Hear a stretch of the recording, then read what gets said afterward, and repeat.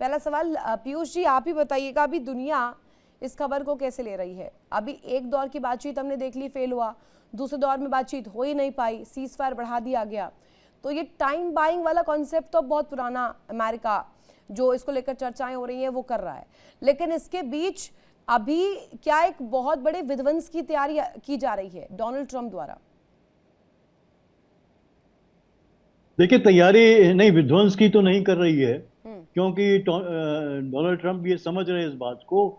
और खासकर उनके और दूसरे जो लोग हैं, वाइस प्रेसिडेंट जो वेंस हैं वो, क्योंकि डोनाल्ड ट्रंप उस तरीके से काम नहीं कर पा रहे हैं, वेंस ज़्यादा एक्टिव हैं। और वहाँ पे ये एक समझदारी का एक रवैया अपनाते हुए काम करने की बात जो है उभर के आ रही है। क्योंकि डिस्ट्रक्शन होगा तो सभी का होगा, बर्बादी। जो इकॉनमी है वो यूएस की इकॉनमी को बहुत नुकसान हो रहा है, खुद उसकी इकॉनमी को नुकसान हो रहा है। अगर वो ये मान रहा है कि ईरान को हम जो ध्वंस कर दे रहे हैं, उनके रास्ता हमने रोक दिया है, कोई सप्लाई नहीं हो रही है, इकोनॉमिकली वो जो है कि कमजोर होते चले जाएंगे, तो अमेरिका भी उसको भी वो स्थिति झेलनी पड़ेगी। और यही देखिए, और झेल भी रहा है।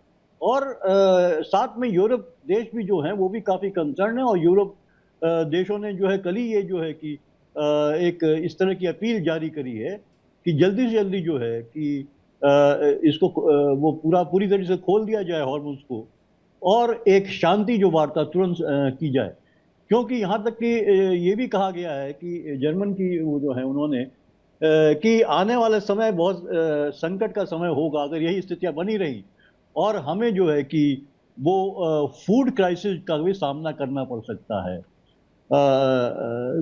तो ये तमाम गंभीरता से सारे देश ले रहे हैं, सारी दुनिया ले सर रही है। सिर्फ फूड और मुझे क्राइसिस या लगता है फिर कि इसमें अभी अपनी अपनी डिफेंस पावर में भी कुछ कमजोरी झेलनी जी पड़ सकती है अमेरिका को? जी हाँ, जी हाँ, तमाम तरह के इस तरह के संकट जो है कि सामने खड़े हैं। और इसलिए जो है कि पूरे विश्व में जो है इस तरह की चिंताएं पैदा हो गई हैं, और प्रयास हो रहे हैं अब सारे विश्व में कि किसी तरीके से जो है ये जो दो देश जो है जो अपनी जिद पे अड़े हुए हैं, ईरान और अमेरिका दोनों जो है, वो कहीं ना कहीं जो है एक रास्ता अपनाया जाए। और पाकिस्तान ने भी ये कहा है कि हम मध्यस्थता करने की कोशिश कर रहे हैं, और जल्दी से जल्दी जो है एक जो शांति का रास्ता निकलेगा। और देखिए, इसी कारण है कि अमेरिका ने भी जो है जो सीज फायर था वो खत्म हुई थी उसकी पीरियड, उसको अनिश्चितकालीन के लिए, अनिश्चित काल के लिए जो है वो बढ़ा दिया है उसको। तो ये कोशिशें हो रही है कि इसी तरह से जो है कि एक विध्वंस जो है, जो एक तीसरा जो वॉर है, युद्ध है, उससे बचा जा सके, और जल्दी से जल्दी जो शांति बने, प्रक्रिया फिर लौट के जो नहीं है तो तीसरे अपने विश्व सारी युद्ध चीज जो अपने उसमें के आए। तरफ प्रयासरत इस अंदाज में कि कम से कम यहाँ पर स्थिति बिगड़े ना और तीसरे विश्व युद्ध की नौबत ना आन पड़े। पर एक्शंस तो वही कह रहे हैं ना डोनाल्ड ट्रंप के, जंग थोप दी गई। हमारे साथ एक और खास मेहमान कनेक्ट है, captain Anil sir. Anil sir मुझे बताइएगा, चौथे दिन भीषण तबाही को लेकर जो अंदाजा और आंकलन किया जा रहा है, आपको उसमें कितना दम दिखता है कि चौथे दिन या तो बात हो जाएगी, और बात हो जाती है तो मामला सुलझ जाएगा? ये सुलझने की उम्मीद ज्यादा है, उलझने की ज्यादा है? तो जी ऐसा है, देखिए, मैं जो जिस तरीके से पूरा का पूरा ये समझ सका हूँ, जो ये ईरान इराक, ये ईरान का और अमेरिका का इसराइल का लड़ाई है पूरी की पूरी, इसमें दो बातें सामने आती हैं। पहली बात, अमेरिका की स्थिति क्या है, अमेरिका की इकोनॉमी क्या है, और अमेरिका का जो वजस्व है, जो पेट्रो डॉलर था, उसके साथ क्या तबाही हो रही थी, एक वो है। और दूसरी तरफ ये है कि इसराइल ने मौका अच्छा देखा कि 40 जो है इनकी अपर जो सारी क्रस्ट है जो इसकी लीडरशिप की एक जगह इकट्ठी है, तो उसने कहा जी इसको अब करके इनको खत्म कर दें ताकि ये जो है रजीम चेंज हो जाए। अब रजीम चेंज तो हुई नहीं। देखिए, डोनाल्ड ट्रंप का एक बड़ा सीधा सीधा एक मैं कहूँगा जो अभी तक आस्ते आस्ते ये सामने आ जाएगा कि डोनाल्ड ट्रंप जो है वो मेक अमेरिका ग्रेट अगेन के चक्कर में ही है। ये जो लड़ाई है ईरान के अंदर, ये शायद नहीं करते अगर इजराइल इनको उस टाइम नहीं घसीटता। अब चलो घसीटा है, अब उसने एक तरीके से अपने आप को उधर से पीछे कर लिया। अब देखिए, ब्लॉकेड करना और एक्चुअल उसके अंदर लड़ाई के अंदर जाना वो अलग अलग दो बातें हैं। और वो ब्लॉकेड से बहुत खुश हैं, क्योंकि सबसे बड़ी बात यह है, देखो, अमेरिका का जो दबदबा था फाइनेंशियल वर्ल्ड में, वो था पेट्रो डॉलर की वजह से। कि जितना डॉलर जो क्रूड ऑयल वगैरह बिकता था वो सारा डॉलर डिनोमिनेशन में बिकता था। पर अब हो क्या रहा था कुछ सालों से, देश जो हैं वो डॉलर की बजाय अपने करेंसी में डील करने शुरू हो गए थे। यहां तक कि सऊदी अरेबिया जो है चीन को भी जो क्रूड ऑयल बेचने लगा था वो यॉन की पेमेंट में ले रहा था। तो अमेरिका का जो डॉलर का जो वजह से था वो सारा का सारा कम होता जा रहा था। तो एक और यही सवाल बात अजिताभ जी से, ये पेट्रो डॉलर जो एक गुत्थी है जिसे साधने का प्रयास हर रीजन के साथ, हर देश के साथ डोनाल्ड ट्रंप करते हैं, अभी क्या है कि वही सबसे इम्पोर्टेंट और सबसे मजबूत कड़ी है जिसके लिए नजरें टिकी हुई है डोनाल्ड ट्रंप की? अजिताभ सर। देखिए ऋतु जी, मैं इसको आप ही का जो हेडलाइन है 4 का चक्रव्यूह, मैं इसी 4 चक्रव्यूह के 4 पॉइंट देना चाहूंगा जो ट्रंप साहब इस नीति के तहत चल रहे हैं। बहुत अच्छा आपने ये हेडिंग भी दिया है, जो प्रोग्राम का नाम दिया है। पहला तो ये बातचीत है। बातचीत तो एक बहाना है, उसके थ्रू कई और हितों को साधना है। और ये बातचीत के बहाने देखिए, अभी तक आप उठा के देख लीजिए, बातचीत के बीच में ही इन्होंने अटैक किया, पिछले साल भी, इस बार भी वैसा ही हुआ। ये ट्रंप का इतिहास रहा है, एक रणनीति, सोची समझी रणनीति के तहत ये काम कर रहे हैं। एक तरफ बातचीत, दूसरी तरफ इन्होंने जो आपने अभी रिपोर्ट दिखाई, ये गुटबंदी, इन्होंने चीन को और रूस को समहाउ इस तरह से मैनेज किया है ट्रंप ने कि राजनीतिक जो और रणनीतिक गुटबंदी होती है वो होने ही नहीं दिया। न चीन ईरान के खुल के आ पाया है, न रूस आ पाया है।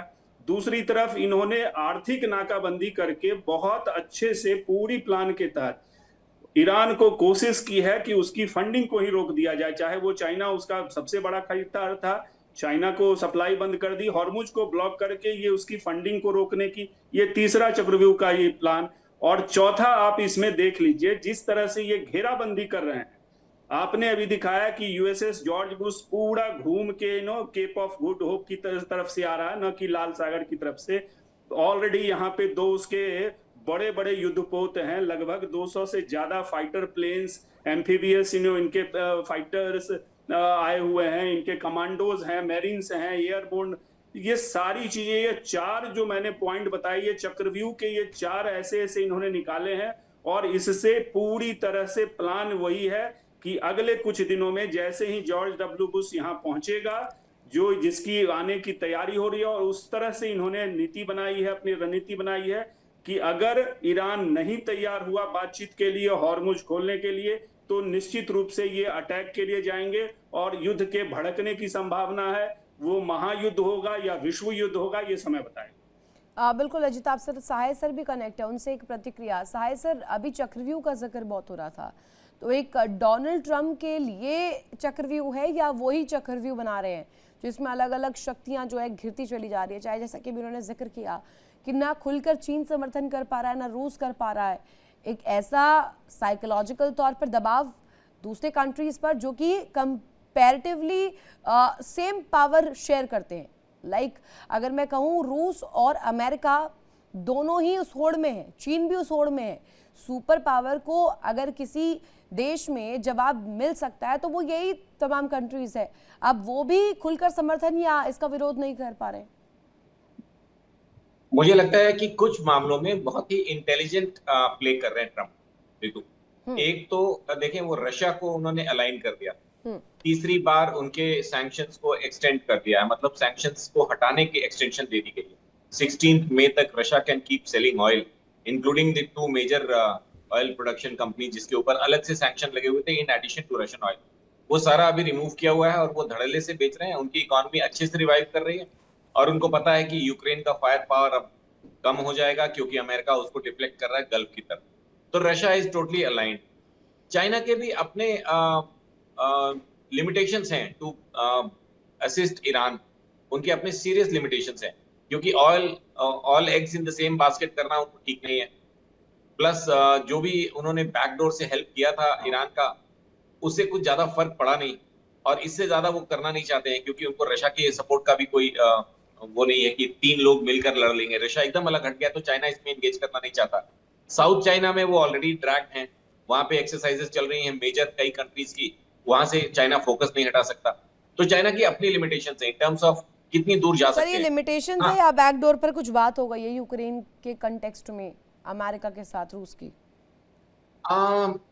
आई हैव नो सच इंफॉर्मेशन कि यूक्रेन को लेके चाइना अमेरिका से कुछ बात कर रहा है, तो उस पर मैं अभी नहीं कमेंट कर पाऊंगा। लेकिन हाँ, ये पता है कि China is resolving Afghanistan Pakistan. वहां Okay. बीजिंग में कुछ चुपचाप मीटिंग चल रही है पिछले करीब 8-9 दिनों से। अफगानिस्तान पाकिस्तान को लेके कुछ चल रहा है, उसको क्लोज डोर रखा हुआ है उन्होंने। दूसरा, they are definitely preparing for Trump's visit. तो इतना ब्लेटेंटली उनको भी चैलेंज करना नहीं चाहेंगे। ऑल सेड एंड डन उनके बहुत बिगेस्ट ट्रेड पार्टनर्स हैं ये लोग, बोइंग का चाइना के साथ, एनवीडिया एंड चाइना की जितनी सॉफ्टवेयर तो मेजर्स हैं पाकिस्तान सबका। नहीं, पर फिर आप कह रहे हैं अफगानिस्तान पाकिस्तान के सिनारियो को रिजॉल्व करने के लिए हो सकता है कि चीन भी थोड़ा सॉफ्ट इस वक्त अपना रुख रख रहा है, लेकिन सॉफ्ट रुख रखने से होगा क्या? अमेरिका और पाकिस्तान अभी आज की तारीख में दोनों एक दूसरे के ही नक्शे कदमों पर चल रहे हैं। पाकिस्तान के नक्शे कदमों पर अमेरिका, अमेरिका के नक्शे कदमों पर पाकिस्तान। तभी तो मध्यस्थता कराने के लिए पाकिस्तान ढूंढा गया, इफ आई एम करेक्ट। हमारे साथ पीयूष पंत सर कनेक्ट है, उनसे जानना चाहूंगी पाकिस्तान का रोल कितना इंपॉर्टेंट हो जाता है। जैसे अभी साय सर बता रहे थे कि हो सकता है कि पाकिस्तान अफगानिस्तान की डीलिंग को लेकर चाइना थोड़ा सा नर्म पड़ा हुआ है। नहीं, देखिए, अभी तत्काल रूप में तो पाकिस्तान की भूमिका महत्वपूर्ण है, और पाकिस्तान की ये भूमिका खुद जो है अमेरिका ने सौंपी है पाकिस्तान को। वरना पाकिस्तान की भूमिका कुछ थी नहीं यहाँ पे। अचानक जो है कि अमेरिका ने पाकिस्तान को, आपको याद होगा कि अमेरिका ने पाकिस्तान के जो क्या नाम, आर्मी जो पूरा आर्मी चीफ है, मुनीर साहब, उनको अपने यहाँ बुलाया था, डिनर साथ में किया था। तमाम तरीके से पाकिस्तान का एक कार्ड खेला है अमेरिका ने। और इस मध्यस्थता के लिए उसने, चूंकि एक मुस्लिम कंट्री है और तमाम मुस्लिम कंट्री इसके बीच में उसकी एक मतलब अच्छी मित्रता है, तो उसके चलते उन्होंने ये किया। और ये जो निगोशिएशन की वार्ता भी चल रही थी, उसको भी पाकिस्तान को ही सौंपा गया कि वो करेगा इस बात को। लेकिन आप देखिए, अभी उनका कल का ही या आज सुबह का ही उनका स्टेटमेंट था जिसमें उन्होंने भारत और पाकिस्तान दोनों को शैतान शैतान कह डाला है। तो डोनाल्ड ट्रम्प जो अजीब तरह के व्यक्ति हैं, वो कब क्या कहते हैं कुछ समझ में नहीं आता है, कब किसकी क्या भूमिका होती है। भारत और पाकिस्तान दोनों को क्लब कर दिया और दोनों को शैतान बोल दिया है। तो इसलिए मुझे लगता है कुछ भी नहीं कहा सकता, लेकिन पाकिस्तान का स्टेटमेंट आया है, वहां के प्रधानमंत्री का स्टेटमेंट आया है कि नहीं, हम ये कोशिश कर रहे हैं और जल्दी ही जो है ये जो होगी और वार्ता होगी, और उसमें जो है कि पाकिस्तान की अहम भूमिका तो दिखाई दे रही है अभी।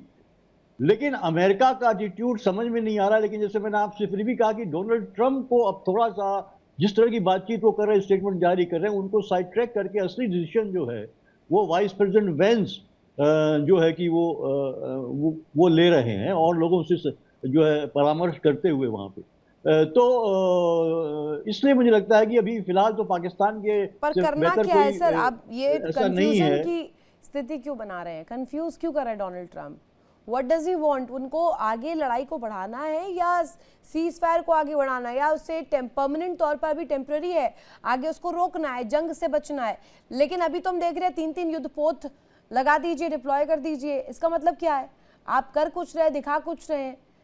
अनिल गौर सर। तो जी, अब मेरे को जरा आप 10-5 मिनट दीजिए, जरा मेरे को पूरी बात करने के लिए। पीछे भी जब मैं आपको समझा रहा था, यही बात आपको मैं समझा रहा था जो समझ नहीं आ रही किसी को भी।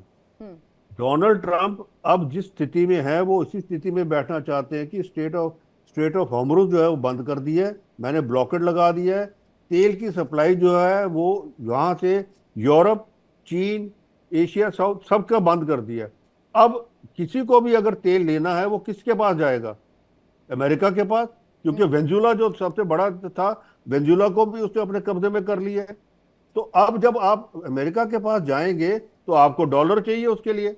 अब आपका जो वो चल रहा था यहाँ पे कि ब्रिक्स के अंदर जी हम अपनी करेंसी फ्लोट करेंगे, चीन जो है वो यॉन में ट्रेड कर रहा है, दूसरा जो देश है जो आपस में हमारा रुपी ट्रेड चल रहा है वो चल रहा है।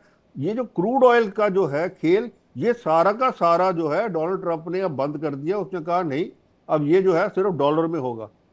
ये क्यों हुआ है? क्योंकि देखिए, अमेरिका सबसे बड़ा कर्जदार है दुनिया में, 36 ट्रिलियन डॉलर का है। 1 ट्रिलियन डॉलर उसको चाहिए साल का, उसको पैसा जो उसके जो इंटरेस्ट के लिए। वो कैसे लेता है $8 ट्रिलियन? वो अपने ट्रेजरी बॉन्ड्स इशू करके। ट्रेजरी बॉन्ड कौन खरीदता है? सऊदी अरेबिया खरीदता है, चीन खरीदता है, जापान खरीदता है, लक्समबर्ग खरीदता है, जर्मनी खरीदता है। अब ये लोग क्या कर रहे थे कि ये अपने वो जो खरीदे हुए बॉन्ड भी वो कम कर रहे थे। जापान भी अपना कम कर रहा था, ना वो बॉन्ड खरीदने के लिए तैयार थे आगे। क्यों? क्योंकि उनका जो तेल था वो उसका वो कह रहे हम डॉलर की बजाय हम अपनी करेंसी में ट्रेड कर लेंगे। उसको उसने रोक दिया। अब उसको रोकने से क्या है? आपको डॉलर चाहिए और आपको तेल मिलेगा। आज दुनिया के अंदर तेल किसके पास है? ये एक मिडिल ईस्ट में था, वेनेजुएला के पास था, अमेरिका के पास है, कनाडा के पास है और रशिया के पास है। रशिया के ऊपर पाबंदी लगाई हुई है ऑलरेडी। यूरोप ऑलरेडी तिलमिला गया है। वो बेचारे जो इनकी इकोनॉमी चल रही थी उसको भी उसने स्थगित कर दिया। उसने कहा आप मेरे साथ हो, नहीं अगर हो तो ठीक है, कोई बात नहीं, मेरे को कोई फर्क नहीं। क्योंकि आज की डेट में अमेरिका जो जिस हिसाब से बैठा हुआ है उसको कोई फर्क नहीं पड़ रहा। फर्क किसको पड़ रहा है? बाकी दुनिया को, एशियन कंट्रीज को, हमारे को, चीन को। और सबसे बड़ा जो असर पड़ रहा है वो चीन को है। क्योंकि चीन मिडल ईस्ट से भी जो है उसका 20% के करीब उसकी जो तेल की खपत थी, वेनेजुएला से उसकी ज्यादा थी। और वहां पे वेनेजुएला के साथ भी वो यौन में डील कर रहा था। तो सारा का सारा खेल जो है वो ये है। अभी ये तीसरा वजूदपोत भी यहाँ ले आएंगे। इससे कुछ नहीं करना, ना अटैक होना है। आप देखिए अभी क्या किया इन्होंने। वहां ईरान ने साफ मना कर दिया हम टॉक्स में नहीं आ रहे। तो क्या किया? शर्मो शर्मी उसने कहा जी मैं सीजफायर एक्सटेंड कर रहा हूं। किसने कहा आपको? किसी ने कहा आपको? किसी ने पूछा आपको कि भाई आप सीजफायर एक्सटेंड करें ना करें? तो ये अगर अपने मैं कहता अपने हूं, हिसाब से जो मनगढ़ंत अंदाज है, हाँ, सर कंप्लीट कीजिएगा, सवाल ही ले लीजिए ना। मनगढ़ंत अंदाज जो उनका है कि जब उन्हें सीज फायर चाहिए तब सीज फायर, जब उन्हें कहना है कि सभ्यता मिटा देंगे तब वो कह देते हैं। उसके बाद एक रुख रख देते हैं कि एक थोड़ी सी गुंजाइश रह जाए, अगली बार वार्ता हो जाए, इसलिए पहले ही सीज फायर बढ़ा दिया। देखिए वार्ता उन्होंने जो अपने पॉइंट्स दिए हैं, ईरान उसको मानता नहीं है। ईरान के पॉइंट्स ये नहीं मानते। मध्यस्थता कहीं पे भी नहीं है बीच में। ईरान अपना यूरेनियम नहीं देना चाहता किसी के पास। जो उसका 400 केजी एनरिच यूरेनियम है वो किसी के हवाले नहीं करना चाहता। वो अपना न्यूक्लियर प्रोग्राम बंद नहीं करना चाहता। वो कहता है नहीं मैं करूंगा इसके अंदर, मेरे को जो है मैंने पीसफुल तरीके से करना है। पर आप देखिए हुआ क्या है, 3.5% तक उसको एनरिचमेंट थी, 60% पहुंच गया वो। तो इसीलिए ये जो आज की स्थिति है ये ऐसे ही है कि उसने अमेरिका ने ईरान का ब्लॉकेड कर दिया कि उसको जो है वहां पे उसका जो 400 मिलियन डॉलर जो उसको आ रहा है साल का वो बंद हो जाए ताकि वो उसके घुटने टिक जाए। मिडिल ईस्ट के अंदर जो जिस तरीके से एक दादागिरी थी ईरान की, हमास, हूती और हिजबुल्लाह, उन सब की पीठ तोड़ के उसके अंदर चुपचाप बैठ जाए। तेल जो है हमरोज जो है स्टेट ऑफ हमरूज को बंद करके, ब्लॉकेड करके उसने बंद कर दिया कि अब आप तेल जो है हमारे से खरीदे। ठीक है, यानी कि अभी आप देखें तो अभी दुनिया खासतौर पर खाड़ी में तो तनाव ही तनाव है। अब तनाव का रिलीफ कहाँ से मिलेगा और तस्वीर कैसी बनेगी ये तो भविष्य बताएगा। एक बड़ी खबर इस बीच, ईरानी संसद में बड़ी घोषणा की गई है। ईरान ने पहली बार हॉर्मूज से टोल कमाई और हॉर्मूज में जहाज़ों से फीस वसूली शुरू की है। ईरान के केंद्रीय बैंक में जमा की गई टोल की राशि, अब इसको लेकर के जो पक्ष है वो रखा गया है। बहुत बड़ी घोषणा कर दी गई है। घोषणा ये कि ईरान ने पहली दफा हॉर्मूज से टोल कमाया है और टोल की कमाई यहाँ से हुई है। हॉर्मूज में जो जहाज गुजरे बाकायदे फीस वसूली उन जहाजों से की है और वो राशि सीधे केंद्रीय बैंक में जमा की गई है। इसी पर अजीत आप सर, एक तरफ नाकेबंदी, दूसरी तरफ ईरान लगातार इस पक्ष में है कि जब तक आप नाकेबंदी नहीं हटाएंगे तब तक कोई बातचीत को लेकर रास्ता नहीं बनेगा। अब डोनाल्ड ट्रंप भी अड़ियल रवैया दिखा रहे हैं, वो भी नहीं हटा रहे हैं अपनी नाकेबंदी को, ब्लॉकेड को। तो ये बातचीत का रास्ता बनेगा कहाँ से? अब लीजिए यहाँ पर कह रहे हैं कि हमने तो टैक्स जो वसूला वो हमने सेंट्रल बैंक में दे दिया, बड़ी घोषणा के तौर पर। देखिए वो रितु जी, यस, डिप्टी स्पीकर ने ये अनाउंस किया है, ये इन्फॉर्म किया है कि उन्होंने टोल लिया है पहली दफा और एक मेंबर ऑफ पार्लियामेंट ने भी इसको कंफर्म किया है। लेकिन कितना लिया है, किससे लिया है, ऐसी कोई जानकारी नहीं है। पैसे ये पहले से वसूल रहे हैं, उगाही इनकी जारी है, इसमें भी मुझे डाउट नहीं है। क्योंकि कल भी जो 3 शिप को इन्होंने अटैक किया है, उगाही की शब्दावली इसमें यूज किया है, तो उगाही बिल्कुल, या क्योंकि सीधे ये सीधे उगा- नियमों के तहत हो रहा है? ये कोई नियम नहीं है। ये तो देखिए यहाँ पे कंट्राडिक्शन है। अमेरिका के राष्ट्रपति ने तो सीधे सीधे कहा है कि जो अगर उनको उगाही देगा, टोल देगा, उसको हम जाने नहीं देंगे। तो एक तरफ तो अमेरिका के राष्ट्रपति की यहाँ जो कंट्राडिक्शन है कि वो जाने नहीं देंगे और ये लेने के लिए आमदा है, और ये ले भी रहे हैं। कल भी जो अटैक किया है इन्होंने 3 शिप पे, मुझे लगता है वो पैसे उगाही की बात होगी, और पहले भी जो अटैक हुए हैं तो सीधे सीधे ये ले रहे हैं, और उसमें भी कन्फ्लिक्ट है। कुछ ये कहना था कि अप टू 2 मिलियन मतलब $20 लाख पर शिप वो लेंगे। उसमें भी डिपेंडिंग ऑन शिप के साइज पे, उसमें कार्गो क्या है, उस पे ये डिपेंड करता है। लेकिन अभी कितना ले रहे हैं, नहीं ले रहे हैं, ये क्लियरिटी थोड़ी सी नहीं है। पैसा ये ले रहे हैं। कुछ तो ऐसे भी मीडिया खबरें आई हैं कि इन्होंने कतर से कुछ पैसा लिया है, इसलिए आप देखिए ऑफ लेट कतर पे अटैक इनके बंद थे। तो कई तरह की बातें चल रही है, बट इसमें सच्चाई कितनी है? निश्चित रूप से वो उनकी जो एक तरह से आर्थिक नाकाबंदी अमेरिका ने कर रखी है, तो उनकी कमाई का जरिया खत्म हो गया है। उनको जो खबरें आ रही हैं, कितनी सच्चाई है? सैलरी IRGC को नहीं मिल रहा है, पुलिस को सैलरी नहीं मिल रही है, बेरोजगारी का आलम है, बिजनेस ठप है, इंटरनेट बंद है, तो लोग कहीं विद्रोह न कर दे ईरान के अंदर में। ठीक है, जान तो लेते हैं एक साहिल तरफ सर देखिए, साहिल सर, जो पॉइंट यहाँ पर अजिताभ से रख रहे हैं उसमें आपको कितनी सच्चाई, कितनी हकीकत नजर आती है? प्लस सवाल ले लीजिएगा मेरा, क्या इस दफा जब हम विश्व युद्ध का जिक्र करें, अगर होती है तो ये समुद्र के रास्ते बनने वाली है? हम लोग ऋतु जो एक पॉइंट मिस कर जा रहे हैं, लेकिन वो रेलिवेंट है, और इसके बारे में अमेरिका में भी बातें होने लगी। एक नया डेट जो मैं डिक्लेयर कर रहा था परसों, 29 अप्रैल, आपको याद आ गया होगा, that is the 60th day of the war. तो ट्रंप के दिमाग में इस समय 24/7 वो डेट चलेगी, क्योंकि उनकी executive powers to declare war या टू यूज द मिलिट्री, ये 60वें दिन खत्म हो जाती है बिना कांग्रेशनल अप्रूवल के। देखिए इंडिया डेली 24/7 अब आपके स्मार्ट टीवी पर। इंडिया डेली मौजूद है सभी डिजिटल प्लेटफॉर्म पर लाइव और लगातार। इंडिया डेली 24/7 हर दिन राष्ट्र को समर्पित।